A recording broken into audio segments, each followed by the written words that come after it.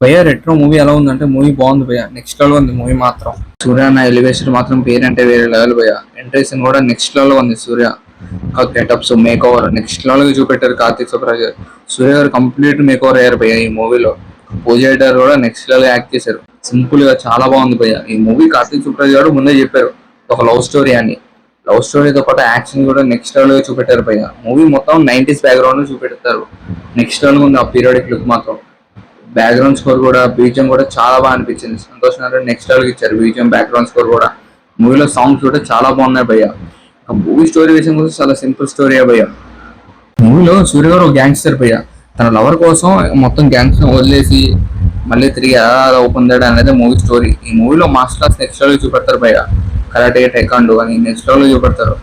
Climax మాత్రం వేరంటే వేరే level భయ్య. అసలుకి మూవీలో వేరే గెటప్స్ కానీ నెక్స్ట్ లెవెల్ ఉంటాయి. సూర్య గారి గెటప్స్, లవ్ స్టోరీ కూడా చాలా బాగా చూపెట్టారు. Cinematography, songs, production values next అంటే నెక్స్ట్ లెవెల్ చాలా బాగా అనిపించింది.